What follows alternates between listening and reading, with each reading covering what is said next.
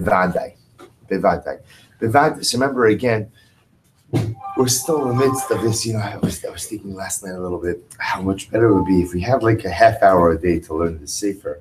We would move. It often seems like many days we're saying the same thing. It's because we're often leaving off in the middle of the conversation, in the middle of the example. And so the example. So again, so just to reiterate, we'll try to make a little bit of headway today. We're in jail. We're in jail. So just to reiterate, in the holding cell. So just to reiterate a little bit, remember that Mechaber is pointing out the importance of trying to actualize the three pillars of Emunah whenever a person finds themselves in a difficult or tumultuous circumstance. In our particular section now, he's discussing the musar that comes from being involved in litigation, in a lawsuit, a recognition that when a person is pulled into din, into judgment here in this world, it's usually representative of the fact that a person is being summoned to din in the celestial world as well. And HaKadosh Baruch Hu is trying to teach me some kind of lesson. HaKadosh Baruch Hu is trying to teach me some kind of idea. And my job is to figure out how to navigate the complexities of these circumstances. Specifically says the Mechaber, my job is to figure out that I need to do tshuva. Tshuva for what? Tshuva how? Tshuva when? That I have to figure out, but somehow, someway, this is a message for tshuva.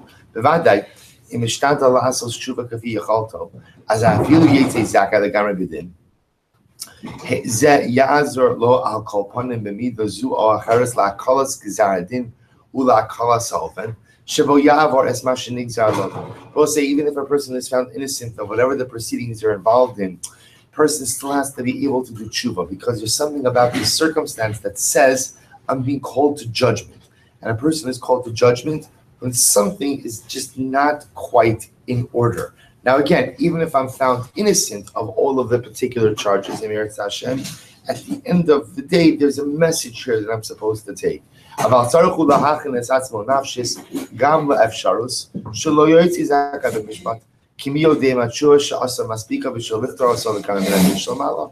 a person finds themselves in these circumstances, so we'll say, what the Mechaber highlights over and over is when a person lives with Emunah. So they're able to manage every circumstance and every outcome. Sometimes the things that are so difficult for us in life are difficult because we don't have the right Emunah. If I had the right Emunah, which I will say is a logical thing, if I had the right Emunah, it doesn't mean that life is easy. It doesn't mean that circumstances are easy. But I'm able to recouple it. I see it. I understand it in a different way. And when I say I understand it, I don't necessarily understand why things are happening. But I understand, again, the three pillars of Emunah. Everything comes from HaKadosh Baruch Hu. By definition, everything is good and everything has a purpose. If I live life with those three pillars, the truth is I can manage any circumstance. When I say manage, it doesn't mean that it's easy. It doesn't mean that it's what I want. It doesn't mean that's the circumstances I've chosen, but I can manage it. So we'll say, as we all know, we learn this even more as we get older, life is rarely about choosing your circumstances. Life is much more about managing your circumstances. And with proper emunah, a person is able to manage every single circumstance. Last paragraph, so therefore, let's say in our earthly court case, a person is not fully exonerated. Then what? So then I will say, if a person is in the midst of this court case and he's found, we'll call it not fully exonerated. So the mivchan, this is a test for his emunah. Shelo yitla es hadavar beteva. See, I will say, if I'm in the midst of these court proceedings and I'm found guilty, or I'm found not, I guess you can't say guilty, I'm not innocent, right? I'm not fully innocent, then the challenge becomes in my emunah. How do I view this verdict? How do I view this result? V'yeda שזה לא בגלל חוסר השתדלות, ולא בגלל הטיפשות של הפרקליט, ולא בגלל האכזריות או בגלל האטימות של השופט וכדומה. If I'm found guilty, it's not because my lawyer was incompetent, and it's not because the judge is very difficult. אלא אך ורק משום שלא עשה תשובה מספיק. We'll say, so we'll translate these words, but again, I'll have to understand what the Mechaber is really trying to say. He's saying, because obviously, there's something else happening over here. What he really needs to say is, this is from HaKadosh Baruch Hu. meaning the results of our lives. Now, again, this is always this very fine dance that we get to. Human involvement, absolutely or lack thereof, absolutely impacts the nature and trajectory of the events that unfold around us. There's no question. So, meaning, if I go ahead and I don't put in effort, the results will be a certain way. If I do put in effort, it's quite possible the results will be something different. But Lamais, at the end of the day, no matter how it all turns out, we believe that's Ratzon Habori. That is the Ratzon Hashem. Therefore, again, even in this particular circumstance, if I'm found guilty, so to speak, so Lamaisa, there's a message from God in that. Now, what's the message of God? Maybe the message is I didn't do tshuva enough. Maybe the message is I didn't grow enough. Maybe the message is that I didn't interpret, whatever the message is. But there's something here from HaKadosh Baruch Hu. V'ata tzarechu lekabel at page Kof Lamed Gimel es gezar hadin bi'ahava b'tor kaparas avonos. And I will say, here comes the difficult part. Sometimes when my life circumstances do not go according to plan, it becomes my responsibility to go ahead and accept whatever it is that occurs, and I look at it as a kapara. Kaparas avonos. Some way, somehow, maybe I was guilty for something, and so the negative outcome of this circumstance should Emeretz Hashem be a kapara for any of my negative activities. So we'll say,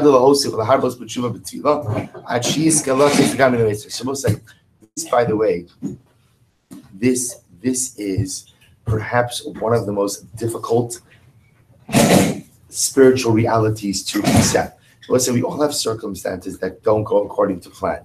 And very often, when those circumstances don't go according to plan, there is usually someone or something involved which you could blame. In other words, sometimes there's a person. And by the way, there might be legitimate blame that you could assign to that person for the way things turned out. Sometimes there's a circumstance. Whereas the person may have responsibility and the circumstance may have responsibility. The job of a Jew with Emunah is to recognize that everything comes from HaKadosh Baruch Hu. Now, what's the beauty of that? What's the beauty of reaching the level that everything comes from HaKadosh Baruch Hu? You can accept your circumstances without anger or animosity or resentment. You see, if I always have someone to blame, and again, I will say, I want to be clear, sometimes in life there are people you can blame for certain things. I don't mean the kind of person who just blames someone else for everything. I mean, sometimes people are at fault for what happens. But if I rise to the level where I recognize that even in those circumstances where there is a human protagonist, a human player who's at fault, I accept this as Ratzon Habore. I accept this, that this is what HaKadosh Baruch Hu wants. This is the circumstance HaKadosh Baruch Hu wants me to have, because some way, somehow, I'm going to grow. Let's say a person who lives a life like that, as we're going to see, is not just an incredible Baal Emunah, but you know what else? A person could actually be happy. Because otherwise, if you don't accept that approach, what ends up happening? When you suffer that setback, you're angry at this one, you're upset at this one, you have a grudge against this one. And as they might be legitimate, but what do you get for it?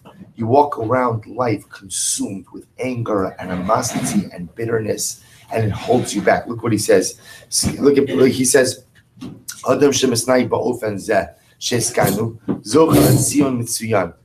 He says, Ukivar ha'olam ba'olam hazeh hunena ma'aperos. So he says, a person ultimately, again, who is able to go ahead and live in this way. Live in what way? Live in the way where he recognizes that all that occurs is from the Ribono Shel Olam. He says, Zochel et Zion mitzuyan. He gets an excellent grade. He gets an A+. Ukivar ba'olam hazeh hunena ma'aperos. Aleph shenitza ma'aperos. Beis shu'asa tshuva. Beis chazek be'emunah b'Hashem. Sha'ideu samach v'kar ve'lav. Gimel. Shonitza milashon hara, mikas, mitisko, mimerirus, midibure kfira, mitar omes, v'zocha lesimcha lemunah. Both sides. That last line, and with this we'll have to stop for today, I think is the most profound. You see, there's another incredible byproduct of proper emunah. I think the greatest byproduct of proper emunah is happiness. Because if you don't have emunah and things go badly, it engenders negative feelings towards towards people, towards circumstances, not even to the Ribono Shel Olam himself. But if a person is able to accept things be'emunah, a person is able to say, A, it's from HaKadosh Baruch Hu, B, some way, somehow it's Latova. I can't see it right now, but I believe it's Latova. and see there's a tachlis, there's a purpose, there's a lesson I'm supposed to learn, then I will say a person is able to makabel whatever circumstances. And when you're able to makabel it, not just accept it or resign yourself to it, but be makabel it, accept it as the real Ratzon Hashem, all three different benches of Emunah, then a person doesn't have to be angry at someone else. Then a person doesn't have to have resentment. Then a person doesn't have to carry a peckle of all of this emotional negativity.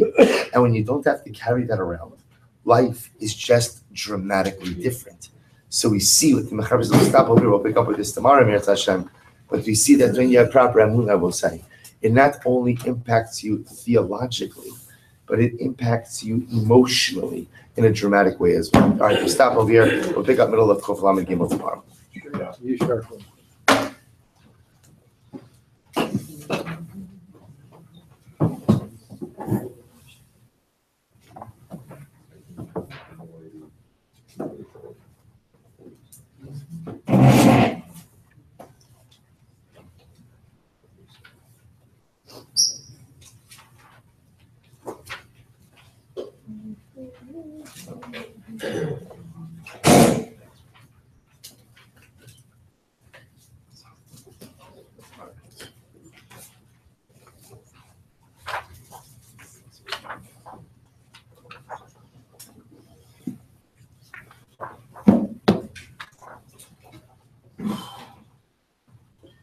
All right, so we'll say good morning. Let's begin. So today's daf is at 8:45. We are picking up with the Mishnah 44b. Mem Dalet Amud Beis. The Mishnah is 3 lines up from the bottom. So we'll say I owe you a Rashi. It's actually the very long Rashi on Mem Dalet Amud Beis, which tells an incredible ma'aseh about Shimon ben Shetach. If we have some time today, because actually it's going to come up again at the end of the daf, I will come back to it. I owe it to you. I'm going to make good on this. Maybe I'll record it separately, but okay, just keep it in mind. It says the Mishnah. So let's remember again, we're going literally frame by frame, play by play over here in the execution of the individual. So at this point in time, the accused, well, actually at this point in time, he's no longer the accused. He is the guilty party. Is Dalet Amos away from the Beis Haskila. So what would they do? Mafshitin also es begadov. So they go ahead and they strip him of his clothing. I will say we are going to see the notion of stripping him of his clothing is the conventional wisdom is if he doesn't have clothing, we'll see she doesn't have clothing. So Lemaisa, again, death will happen faster because apparently with stoning, the clothing serves as a barrier. The person is unclothed, so they will die faster. The notion of someone dying faster is considered to be an act of chesed that the Beis Din is able to do for the guilty party. So I already had Dalet Amos from the Beis Haskila. We strip the accused. Ha'ish mechasan also milafanov. So for a man, they cover him in the front, or so they give him like a patch of clothing to cover the erva. Va'isha milafaneha o me'achareha. And a woman is given a small patch of fabric or of clothing to cover herself in the front and in the back. Divrei Rabbi Yehuda. V'acham the Chum say no. Ha'ish niskal arum ve'ein ha'isha niskala serum. The Chachamim say it's not true. A man is stoned while he is unclothed, but a woman remains clothed. In ha'isha niskala serum. A woman is not stripped of her clothing before being stoned. Tap of Memher Medalaf Tarabanon. Ha'ish mechasen also parak echad milafanav isha shnei prakim bein milafaneha bein malachareha. So what Rabbi Yehuda holds, Rabbi Yehuda's opinion is that both a man and a woman are stripped of their clothing before being stoned. A man is given a small patch of clothing to cover the erva in front. A woman, because again the erva extends from the front of her body, the makom erva I should say, extends from the front of her body to the back of her body, is given an article of clothing or a piece of clothing to be able to cover herself in front and in back. The Chum say no. Ha'ish niskal arum ve'ein ha'isha niskala saruma. The Chachamim fundamentally disagree, and they say a woman is never unclothed. Right? She gets stoned. She is executed with her clothing on. A man is the only one, ultimately, again, who has his clothing removed before being stoned. So the Gemara says, "My time out Rabbanan." So we'll say, what's the Rabbanan's logic? Why is it that the Rabbanan say that only a woman is stripped? That only a man is stripped of his clothing, but a woman is not. So Amakra. So we'll say this drasha is going to be a multi-tiered drasha. So Amakra, because the pasuk says the following. V'ragmu oso. The pasuk says they will stone him. My oso. So we'll say you could have just said v'ragmo. V'ragmo, right? They stoned him. Why does it have to say oso? Ilema oso v'la osa. See if you want to say oso means we stone a man, but we don't stone a woman. That can't be. V'aksiv v'otzeisa esa ishahu o esa ishahi. The pasuk says they will take out the man or take out the woman to be stoned. So you see from here that what? The punishment of stoning is visited upon both men and women. Ela my oso. So rather, what does oso mean? Oso below ksuso. Rather, what oso means ultimately again is we stone the individual without their clothing. So the idea the Gemara is dashing over here means oso means you, right? The individual just by himself, without any accessories, including clothing. So the Gemara says, I ha osa biksusa. So the Rabbanan say, both say, now the drasha over here is oso, him below ksuso, without his clothing. So the Gemara dashes over here, that drasha is only by what? Is only by a man. But a woman apparently again will be stoned even with her clothing. To which the Gemara Rabbi Huda says, what does Rabbi Huda do with this drasha? Rabbi Huda Omer, oso below ksuso, loshna ish veloshna isha. So Rabbi Huda says the drasha of oso below ksuso is not meant to be gender specific. Rather, oso below ksuso means that anyone who is executed unclothed, and that applies both to men as well as to women. So we'll say, this seems to be the fundamental machlokes in Rabbi Huda and the Rabbanan is as follows. Everyone agrees that there is this drasha, v'ragmu oso. Why does it have to say oso? Oso means you stone essentially just him, no clothing. So you unclothe him before you stone him. So according to Rabbi Huda, ultimately again that means dafka oso. According to the Rabbanan, we say oso v'lo osa. That drasha is gender specific, just to teach you about men, but women do not have their clothing removed before being stoned. Whereas Rabbi Huda holds no. That ultimately, again, the drasha of oso is not gender specific. It applies to anyone who is being executed. To which the Gemara says something very interesting. I will say, now what would be the reason why the Rabbanan, if we dash over a little bit like time of Dikra, so what would be the reason why a man would be stoned unclothed and a woman would not? So the Pashtos, the Gemara says, Lamemra, now remember again, the act of stoning was one that was done publicly, as we will discuss. So is there, maybe there's a concern that if there are other men there and they see a woman in a state of being unclothed, that's what? It will arouse them. It'll be that again, they'll become aroused by the sight of this woman, and ultimately again, it can lead to the commission of all kinds of averos. So is that what we're concerned about over here? The Memra, so it appears that the Rabbanan are concerned about arousal, but Rabbi Huda is not concerned about arousal. But yet we learned just the opposite. How so? This now, listen to this. So we'll say this is by sota. So part of the process by sota is that her clothing is ripped. So how is her clothing ripped? The Kohen takes hold of her dress. Right? In nikru, if the dress rips, it rips. In nifru, niframu. And if it becomes tattered, it becomes tattered. Ad shemagala es liba, until her heart is exposed. V'soser es Sarah. Similarly, again, the Kohen undoes the braids of her hair.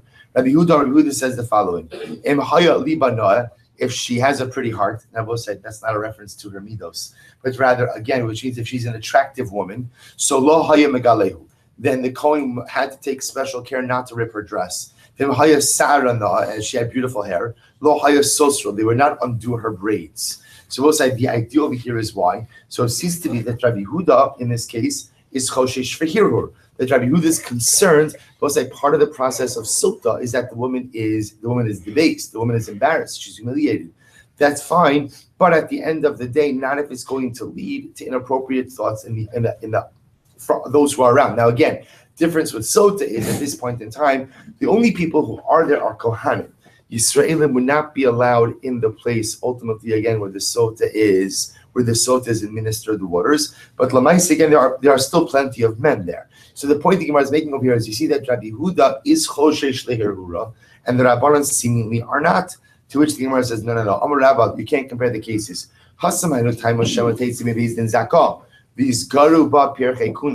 We'll say by sota, there is the possibility that what?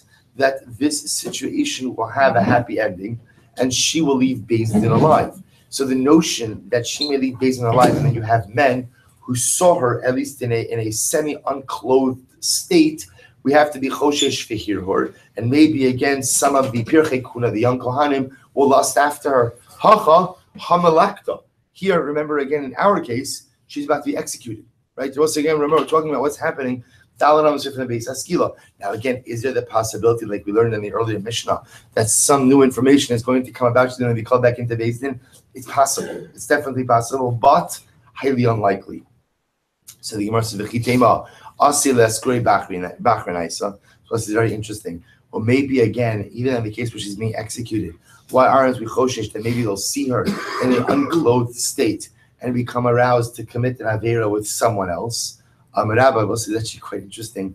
Gemiri ein yetzer hara sholet ella b'mi she'enav rose. So there's a lot of incredible musar in this. We have a Masora, Gemiri. We have a Masora.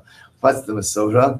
That the Yetzer Hara does not take hold of things except of what you see. Let me say that better. That the Yetzer Hara only burns intensely for that which you see with your eyes. Meaning that if a man sees a woman in an unclothed state, his desire is going to be for that woman, to commit an avera with that particular woman.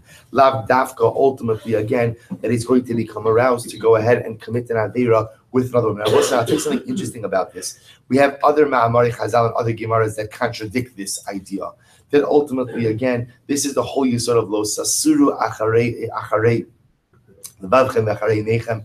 This is this whole idea that sometimes when you see certain things with your eyes, it absolutely arouses you and awakens you to do other types of averos. But yet again, at least it appears for this particular concern, Chazal felt that the avera that could be committed through an arousal, through seeing this woman in an unclothed state, would be dafka, a desire to commit an avera with her. But we're not concerned that as a result of seeing her in his unclothed state, he's going to commit an avera with another.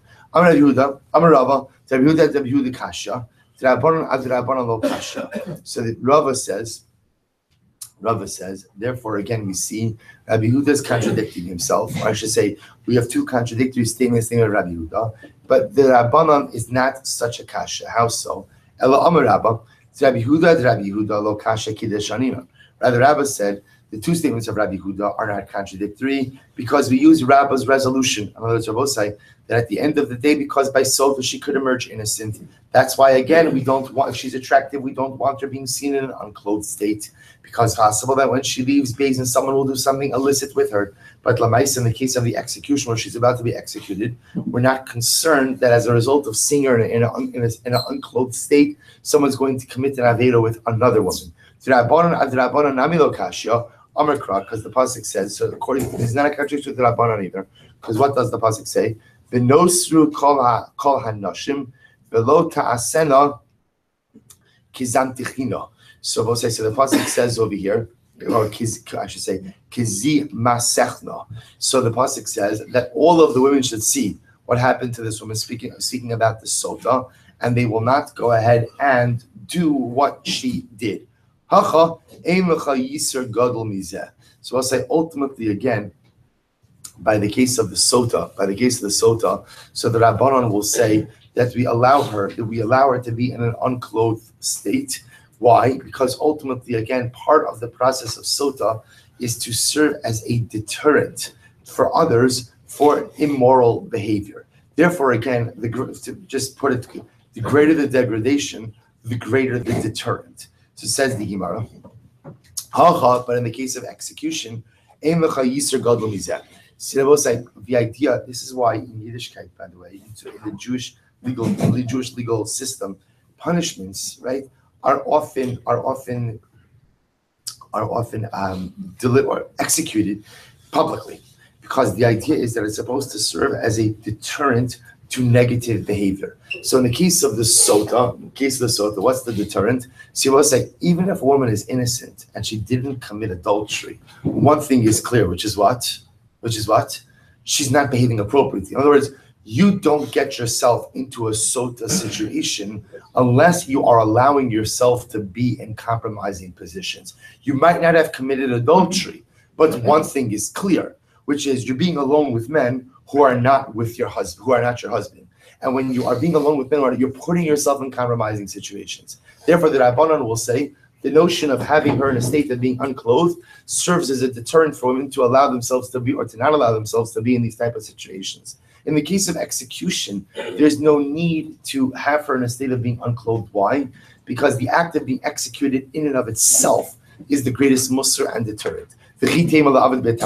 So why don't we go ahead in the case of execution? Why not even magnify the deterrent and have her executed, but have her executed unclothed? So therefore, again, the humiliation will be so intense that ultimately, again, it will be a great deterrent, a public deterrent. So say this is amazing. Because the pasuk says, "V'ahavta l're'acha kamocha." The pasuk says, "Love your fellow like you love yourself." What does this mean? Barer lo misa yafa. Amazing. The halacha l'maisa, love your fellow like you love yourself, which means what? That even when you have to execute someone, do so with a misa yafa, a nice death. A nice death. What does the Navi say? That even if someone is guilty and kol and has to be executed, we still have to be careful to whatever degree possible to preserve their dignity. Amazing. So the Gemara says, Rav Nachman Tanaihi. So we'll say, let's say the Rav Nachman statement of the Haftecha Kamocha is in and of itself Machlokes Tanoim. To which the Gemara says, Lo, Tichuli Amma Isud Rav Nachman. It's not true. Everyone holds Rav Nachman. But also listen to this. So what's the Machlokes Rabban Rabbi Yehuda? Mar Savar Bizyoni Diinish Adif Alei Tvei Minecha de Gufei. Umar Savar Necha de Gufei Adif Me Bizyoni. So we'll say, listen to this Machlokes. What's the Machlokes Rabbi Yehuda and Rabbanan? Which one is more important to a person? Was a person more concerned about their humiliation and would rather save themselves from humiliation, even if what? If it means more physical pain? Or would a person be willing to suffer humiliation in order to avoid physical pain? We'll say, what's the nafkamina? The nafkamina is, let's accept the premise that if a person is stoned unclothed, so ultimately, again, they will die faster. But yet, even though they'll die faster, what happens? There's greater humiliation. So ultimately, again, the Rabbanan hold that a person would rather suffer more physical pain and less physical humiliation, and less humiliation. Rabbi Yehuda holds a person would rather suffer less physical pain, even if that meant more humiliation. Incredible machlokes. So we'll say we end off over here with two conclusions. First of all, again, you should know we paskin like the Chachamim. Namely, again, the Rambam says that we only execute a man right in a state of being unclothed, but we do not remove the clothing of a woman who is to be executed, ultimately, again, to preserve her dignity. That's number one. Number two, we accept this premise of Rav Nachman of V'ahavta l're'acha kamocha bir lo misa yafa. Love your fellow like you love yourself, therefore choose for him a more dignified or honorable death. We will see the manifestations of that halacha mirat Hashem as we go forward. Says the Mishnah, Beis HaSkila haya gavah shtei kamos. So we'll say the Beis HaSkila, the place where they executed the individual through skila. We'll say, as we're going to see, the way skila happened was first the person was pushed off an elevated platform. If they did not die from impact, then they were stoned. We're going to discuss this process. So therefore, the Beis HaSkila had an elevation. What was the elevation? Shtei komos, twice the height of a regular person. Echad min ha'idim dochfo al masnav. So we'll say the way we're going to see is a person would stand sideways on the edge of the platform and would literally be pushed by their hips. The goal was ultimately, again, that they would fall sideways. Somehow the impact, I guess, of falling sideways had the greatest probability for death, I guess, depending on the terrain, whatever it was. So they would be pushed by their hips. What happens? So let's say the person ends up falling and he falls face down. Assuming that he did not die from impact, they turn him on his side. If he died from impact, they were yotze. So what does it mean they were yotze? Meaning this is still a fulfillment of, what are you going to say, do it again? Meaning if he's dead, the idea is they fulfilled skila. Even though skila means stoning, if he dies from impact, that is a fulfillment of the Misa's Beis Din. So the Gemara says, Ve'im lav, so let's say he doesn't die from impact. Hasheni no telas even menosna alibo. They take a stone, I will say we'll see a large stone, and ultimately, again, they throw it down. They throw it down onto the guilty party, onto his heart. Vinosna libo, imes bayatsa, if he dies as a result of this first stone. So they have fulfilled the obligation. Ve'im lav, regimasa b'chol Yisrael. If not, Rabbi say, then Klal Yisrael, right? The general public is invited to take part, or he's obligated, not invited to take part, it sounds strange, is right, he's obligated to take part in his stoning. First, the Eidim take part in the Skila, and afterwards, ultimately, again, the Eidim. Excuse me, and afterwards, then the Am. Says the Mishnah, Tana v'koma shalo, hare kan shlosha. So both say, something very interesting to point out over here. It actually turns out that the individual falls 3 stories, so to speak. Right? There's the 2-story elevation of the actual platform, plus his own height. So therefore, again, Kivyachal, he falls 3 stories. So the Gemara says, why do we need such a high platform? After all, again, or minu, ma bar shehu kadei lahamis asar tfachim, afkol kadei lahamis asar tfachim. Both sides. Going back to our Baba Kama days, when we spoke about bar, right? A pit. So we'll say, what's the depth of a pit that Chazal say is capable of killing a person? 10 tefachim. So we see over here that even a fall of 10 tefachim has the ability to kill someone. Now, we'll say, now granted, remember again, we saw in our Baba Kama days, the Gemara suggests that part of the deadliness of bar might also be certain subterranean vapors that are unlocked or that are unleashed ultimately again when you dig. But apparently the Gemara is not subscribing to this idea. The point is, why do you need 2 stories? Even 10 tefachim could be deadly. To which the Gemara says, Amar Rav Nachman, Rav Ravu, Amar Kra, v'yahavta l're'acha kamocha, bar lo misayafen. We just said that twice in one day. What does the pasuk say? Love your fellow like you love yourself. If you have to execute him, try to execute him in the most humane way possible. Which is both sides. The higher the elevation, the greater the probability of death upon impact. That's considered to be a chesed that we do for the individual. To which the Gemara says, so if that's the case, why don't you make the platform even higher? Or just throw them off even higher? I mean, obviously we all know the higher the elevation, the greater the probability for death upon impact grows, right? I would assume there's a direct correlation between the increase in height and the probability of death upon impact. So if that's the case, that you have to make it exceptionally high, so that he'll for sure die upon impact. To which the Gemara says something amazing. No, we can't make the platform too high on both sides because we don't want the body to become mangled. Shabbos says an incredible yisod. We don't want the body to become too disfigured, even though the body may become disfigured even upon the impact of 2 stories. The higher the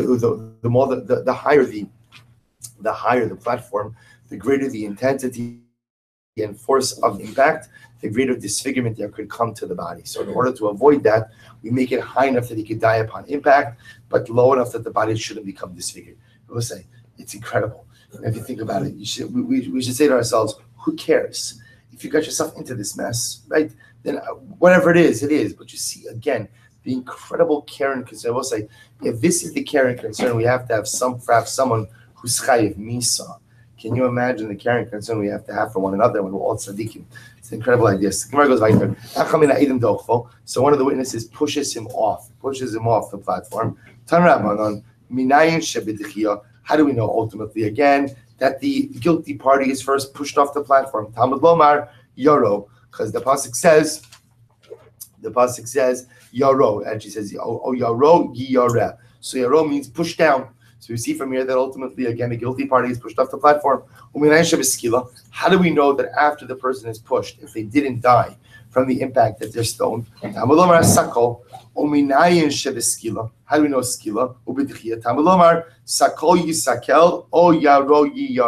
So we'll say the pasuk mentions both of these things. Therefore, tells me again, the O is not really an either or. The O in this case is much more an and. Person is pushed off, yaro yara usakol yisakel, and is stoned. How do I know that if he died upon impact, the Beis Din is yotzei the din of skila? Talmud Lomar o yaro yara, because also the pasuk says, or you can just push. How do I know that this obligation, I should say, this tzura of misa applies for all future generations? Talmud Lomar sakol yisakel. Fine. Ve'im lav eida sheni. No, till us 7. So we'll say, remember again, the 2 witnesses have to actively participate in the death of the individual. The first witness is the one who pushes him by the hips off the platform. The second one is if he doesn't die from impact, throws the stone down on him. So the Gemara says, no del. So remember again, we learned that the second witness picks up the stone and throws it down upon him. But we learned, Omer, Evan Haisa Sham Masui Shnei Bnei Adam. Right? So what happens? So we'll say there was a stone that was prepared at the Beis Haskila, but it was a heavy stone. Besides, it's a heavy stone because the goal is if the individual does not die from impact, we want him to what? We want him to die from that first stone. So it was a heavy stone that had to be lifted by two individuals. So the Gemara says, Not la benosna alibo, emes ba yatsa, ulatamech tikshilacha, he gufei mashi shnei bnei adam, masui shnei bnei adam, not la benosna alibo. So we'll say, so what's going on over here? Because in the Brisa it sounds like that what? See, I'm saying differently. From the Mishnah it sounds like what's happening over here. One witness picks up the second stone. The second witness picks up the first stone. Yet from the Brisa, what does it sound like? Two witnesses are picking up the stone because ultimately, again, it's too heavy. So which one is it? Oh, which thing was it? Ella, the midli la bahadi chabre, the shadi leihu kihechi de tisimirasya. So we'll say the Gemara says, here's how it works. Both of the witnesses lifted up together because to be lifted you need two. But then I will say ultimately it's fully transferred into the hands of the second witness, and he is the one who who by himself throws it down on the accused. Why? So we'll say it's interesting. You know, Rashi points out here, look at Tisi Mirazia. Rashi says it should come from his strength. Mikoach godol d'shnayim ein yecholun lechavin kocham lahashlich ke'echad kishezem mashlich zem ma'akva v'yichidi mishayach b'kocham. The concern is that if it's two people who throw down the stone, you know, when two people throw something, they can never exactly line up their kochos at the same time. As a result, the stone loses some of its strength on the trajectory. Masha'in came, when one person is dropping it, he could time it exactly at the moment that he wants. So therefore, the way it works is both of the witnesses lift it up. It's transferred fully into the hands of the second witness, and it's the second witness by himself who drops it on the guilty party. Gemara goes weiter. So remember again, if for some reason the first stone, if the fall doesn't kill him, the first stone doesn't kill him, then the rest of Klal Yisrael participates in the stoning. She says the Gemara Vatanya, but we learned Me'olam lo shana ba'adam. I will say we learned that out of all the times that Skila was carried out, there was never a person who lived past the dropping of the first stone. Right? Meaning, it appears that most people were killed upon impact, and those who weren't killed upon impact ultimately, again, were killed by the first stone. So why does the Mishnah say that Lamais, if he wasn't killed by the stone, all of Klal Yisrael participates? The Brisa clearly indicates that what? No one ever really lived past the first stone, to which the Gemara says, Mika Amina David, the Mitzrich Kamina. To which the Gemara says, we're not saying, the Mishnah is not saying that they did throw that they did have the second round of stones. Rather, what is the Mishnah saying? That if you needed it, meaning if for some reason the person didn't die from impact, didn't die from the first stone, and therefore you still needed to kill them, this is how it would be done. Amar Mar, Evan Haisas. Remember again, Mar says, the Mishnah says that there was a stone that was prepared, right, at the base Haskila to be used to execute the individual. Vatanya, but we learned Achas Evan Sheniskaba, Va'achas It Shenitla Alav, Va'achad Saif, Sheneheragbo. We have to say we learned that this, whether it was the stone that was used for stoning, or again, the tree that a person was hanged on, or the sword that ultimately again a person was killed with, or the sudar, the rope, or the kerchief that a person was strangled with, Kulan Nikbarin Imo. We'll say all of them were buried with him. It's actually quite interesting, right? That whatever the object used for execution, whether it was a sword, whether it was a tree, whatever it was buried together with the guilty party. It's incredible. Hardik Barani Rashi says over here, we'll see, actually we're going to see it in tomorrow's daf. We'll say this was part of the covet that was given to the guilty party. So we'll discuss why. So we'll say, the Mishnah makes it sound like they had a stone. It was like a Beis Haskila stone. This was the stone. But Bipashtos, based on what we just learned, what would happen? What would happen to the stone that was used for the execution of the individual? It would have been buried with him. So if it was buried with him, then how could it be prepared at the Beis Haskila? To which the Gemara says, Lo tzricha demiskini umaisi achrina chilifai. No, what it means is every single time a person was to be stoned, part of the process for execution was Beis Din would prepare a proper stone at the Beis Haskila. Obviously, once that stone was used in the stoning of the individual, it was then buried along with them. But the idea as part of this process was a stone was always prepared at that site. Nikbaranimo, the object used for execution was buried with him. Vatanya, nikbaranimo. Yet the Brisa says it wasn't put with him in his grave. My imo bitfisaso. What does it mean, Abosai, when we say that the implement or the utensil of execution was buried along with the guilty party? Abosai, it doesn't mean that it was buried with him in his kever. What it means is that it was buried within Dalet Amas of his grave. The idea being, Abosai, that we assume that a mace, when a person is buried, so that kever really takes up the 4 Amas round. Abosai, that's why, again, we know this halacha from a different perspective, which is the mitzvah or the obligation of, or the prohibition of loig l'rash.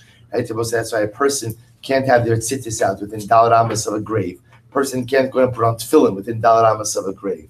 So why? The idea is because within Dalet Amas, that's considered to be the property of the deceased as well. So when the Brisa says over here that we would bury the utensil for execution along with the individual, doesn't mean that we would bury it in his open grave. What it means is we would bury within Dalet Amas next to him. Incredible. Amr Shmuel, Boss, is actually very interesting. Nikta ayad ha'idim pater. Boss, listen to this. Let's say you had witnesses who testified in a capital case, and then what happens? One of the witnesses, let's say one of the witnesses loses a hand. His hand is cut off. So what's the halacha? Pater. They both say the accused or the guilty party goes free. Why? My timer. The ba'ina yad ha'edin tiya boba rishona v'leka. Both say the guilty party gets off on a technicality. What's the technicality? The pasuk says yad ha'edin tiya boba rishona. The hands of the edim have to be upon him first. In other words, they have to be the first to carry out the punishment. Therefore, if the aid no longer has a hand, ultimately the accused gets off on a technicality. Elameata, 1 second. Eidim gidmin demeikara hachanami depsili. Are you telling me then that, let's say again, the aid never had a hand? But let's say again, you're dealing with an aid, either again, who lost his hand sometime before, or was born without a hand. So you're telling me now that an aid without a hand is unfit to be an aid? So if he doesn't have hands, he can't go ahead and testify? Shiny Hasam. That case is different, right? The Amakra, Yad Ha'idim Shahaisa Kvar. The Gemara says, no. This is a very specific technicality. What is this talking about?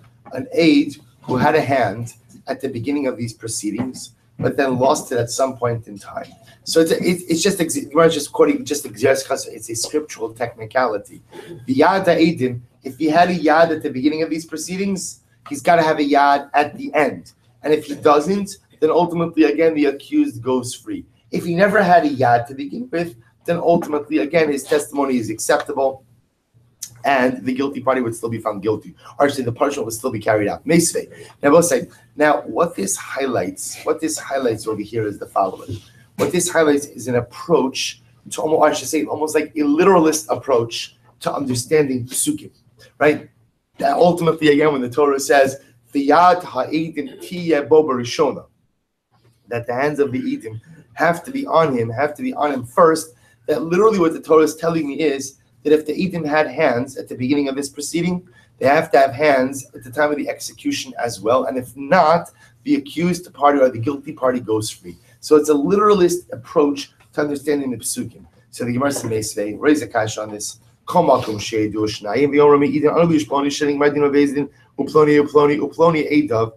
two people show up in Beis Din, we'll say, two people show up, Reuben and Shimon show up in Beis Din.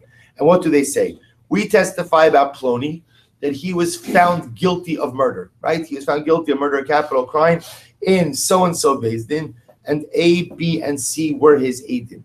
We'll say, what's the halacha? Harei zei hareg.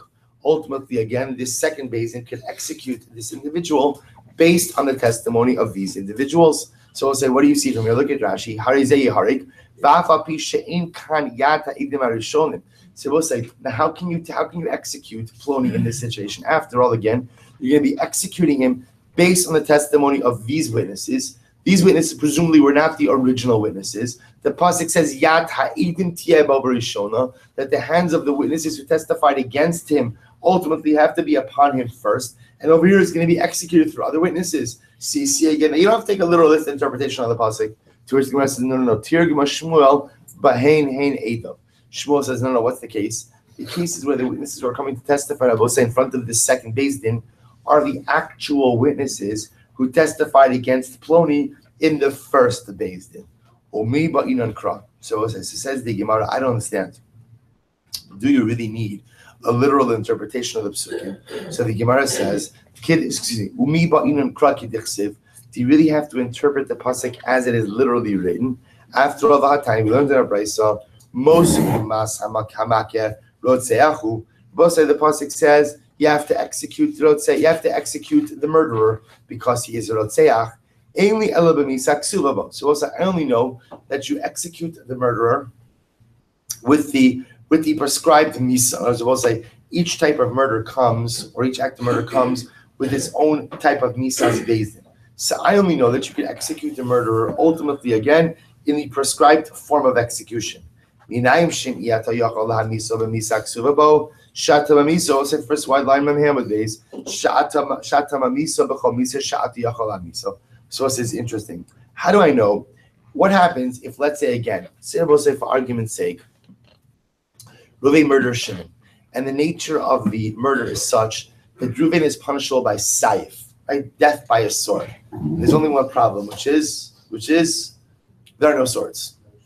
There are no swords. Right? There are no swords. I will say, by the way, you know that there were times historically where Jews were not permitted to own metal utensils. We're not permitted to own metal instruments, right? Out of fear of rebellion or a variety of different things.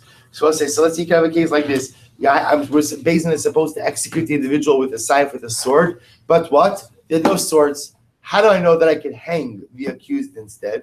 Talmud Lomar, Mos Yumas Hamake Mikom Makom. So I'll say, ultimately, again, the pasuk says, Mos Yumas Hamake, you could kill him in any way. Shiny Hasam. So what do you see from there? You see from there, this would seem to advocate for a non-literalist approach to understanding psukim. That since even though the pasuk says he has to die by a sword, but nevertheless we interpret that to mean yes, ideally it's supposed to be by a sword, but if he can't do it by a sword, then what? You kill him any way you can. To which the Gemara says that's not a good raya. We'll say second wide line memham with days. Shiny hasam damakra mos yumas. We'll say that pasuk is different. Why? Because it says most yumas. That double lashon most yumas means kill him any way you can. In other words, the ideal will be, we'll call it through a sword, but lamaisa most yumas means you execute him any way you can. The ligmar mine. So why don't you learn from here that that you don't have to take a literalist approach to the pasuk?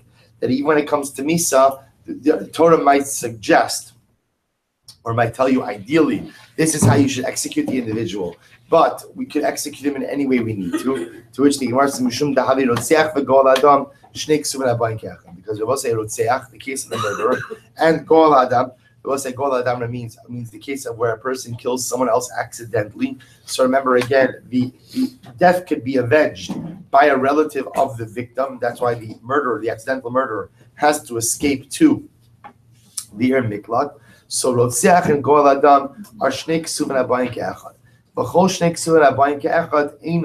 So also we have this principle that whenever the Torah espouses a unique principle, if the Torah espouses a unique principle in one place, that teaches you that what? That unique principle should be globally applied. When the Torah espouses a unique principle in two places, it tells you that the unique principle should only be applied in these two places and not in other circumstances. So the Gemara says the following: Goal Hadam Mai. What's the case of Goal Hadam? So I'm sorry, Rotzeach Hadam. So also we just quoted the case of the Rotzeach. Most Yumas tells you that although ideally you should execute the Rotzeach in a particular way, if you can't execute him in that particular way, execute him any way you can. What's the case of Goal Hadam? Goal Hadam Mai. He disanyo. Goal Hadam Yamis Rotzeach. The pasuk says that the Goal Hadam, the relative of the person who was killed accidentally, has the right to avenge his relative's blood. Mitzvah be'gol adam. So the mitzvah is the gol adam. Right? I should say the mitzvah to kill the individual is through the gol adam. When you not listen to this, I'll say, how do I know if the deceased, the person was accidentally killed, let's say he doesn't have a relative, what do we do in that case? So where do we know that Beis Din Ma'amidin Lo Goel, that Rabozai, Beis Din, I guess it's like they outsource, like a temp, right? They have a Goel Adam temp, right? How do I know that Lamaisa, again, Beis Din hires someone to be the Goel Adam? Rabozai, just as an aside, why would so let's say there's no Goel Adam, so you have to understand something. The presence of the Goel Adam is an incredible incentive for life vigilance. We are talking about someone who killed someone else accidentally, a shogeg. In every case of shogeg, there is some element of negligence. How do we know that? Because if there's absolutely zero negligence, then we call that what? We call that ones. And if you're ones, then you're not obligated to go to gullus or anything like that. Every case of shogeg, by definition, there is an element of negligence. The existence of the goal hadam, the notion that if I am negligent and by accident I kill someone, there's going to be someone who has the right to kill me. And the only way for me to escape, ultimately, again, is to the Miklat, to the city of refuge, creates an urgency for life vigilance. So therefore, again, the Gemara says, even if there's no related goal hadam, Beis Din is going to hire someone. Where do we know that from? Where Shnei Amar, the pigo bo, mikol mako. So you see from here that both in the case of Goel Adam and in the case of Rotzeach, the Torah goes out of its way to teach me that you need not interpret the pasuk literally, but even if there is no relative, we'll hire a Goel Adam. And even if you can't execute the individual the way he should be executed, we'll execute him in a different way. But is that true that we don't interpret psukim literally? So the Gemara Savat we learned Haya echad mehem gidem o ilem o chiger o suma o cheresh enonase ben sorah. So listen to this absolutely amazing this week's parsha, the beginning of Parshas Kisei in Sorah Mora. So watch this. How do we know that if one of the parents was gidem, right? Rabbi say gidem means literally missing a hand, missing a limb. Ilem, mute. Chiger, crippled. Suma, blind. Cheresh, deaf mute. Enonase ben sorah mora. That the kid can't become a ben sorah mora, cannot be labeled as a rebellious child, and cannot be executed. Shenemar v'taf subo v'lo gidne, because the pasuk says the parents will take hold of the child. Obviously, in order to take hold of the child, you need what? You need hands. Therefore, if the parents don't have hands, kid can't become ben sorah mora. Vote siu also, they have to take him out to the Beis Din ultimately to be executed. V'lo chigrin, if they don't have legs, they can't take him out. V'amru, they have to say to the Beis Din, v'lo ilmin, therefore they can't be mute. B'neinu zeh, they have to be able to say our son, which requires what? Visual recognition. V'lo sumin, therefore they can't be blind. Einenu shomea b'kolenu, they have to say he doesn't listen to us. V'lo charash, in order to say that, they have to be hearing, right? Individuals, they can't be deaf. So I'll say, so what do you see from here? So you see that we take a literal interpretation of the pasuk. My timer, why do we darshan it this way? Is it not because we have an obligation to darshan the pasuk as it is written? To which the Gemara says, "Lo, shiny house and the kulikra yiseru." We'll say at the end of the day, it's different over here. Why? Because this entire pasuk ultimately again is considered to be extraneous. Look at Rashi. Rashi says, "Kulikra yiseru tahavi le'lemichtav." Votziuhu el shar ha'irahi usekaluhu kidichsev b'chol shar niskalim v'su lo midi kol orech devarim zelam. So also the idea over here is the Gemara says all of these statements in the pasuk are extraneous. All the pasuk needed to say, so the parents needed to bring him to Beis Din, and ultimately again he's stoned. I don't need all of this extraneous verbiage. He didn't listen to us. He didn't this. We know the process of Ben Sorah Mora. The fact that there's an extra pasuk teaches me that what? That again, if the parents don't satisfy all of these criteria, the child is not executed. We'll say along the same lines, Tashma, Ein lo rechov. We'll say it's about Irnidachas. Irnidachas is a city whose residents are condemned to death because the majority of the residents worship idolatry. The pasuk says not only do you wipe out the residents, but you burn all of the possessions of the city. What do? You bring all of the possessions El Rechov Ha'ir to the street of the city and you burn it there publicly. Ein lo rechov. We'll say, let's say it's a small town and it doesn't have a major road, right? It doesn't have a street. So what do? Ein na'asis ir nidachas ir Rabbi Shlomo. Rabbi Shlomo says, okay, if there's no street, then what? it can't become an ir nidachos. Rabbi Kiva Omer ein lo rechov, osen lo rechov. Rabbi Kiva says, no, if it doesn't have a road, then what do? We make a road. We make a street. So the Gemara says, Ad kan lo pligi ela demar savar rechov demei kara bayinan, or mar savar rechov dehashnami demei kara dami. So I said the only machlokus between Rabbi Akiva and Rabbi Yishmael is whether or not it needed to have a road, at the beginning of its city kite, at the beginning of its cityhood, right? But the Maisa, everyone agrees that when the pasuk says that you bring it into the road, it means what? It literally means that the city itself has to have a main road. That's what everybody agrees with. At the end of the day, everyone subscribes to the idea of, I'll say that's what? That you have to take a literalist interpretation of the pasuk and interpret the pasuk as it is written. To which the Gemara says, in reality, tonight, I'll say how closely we have to interpret a pasuk, or how literally is machlokes tanaim. How so? Listen to this. This is by the mitzora. So part of the purification of the mitzora is that the blood of his karbanos is sprinkled on his right ear, his right thumb, and his right big toe. What's the shaila? Ein lo bohen yad, bohen regel, ozin yimanis.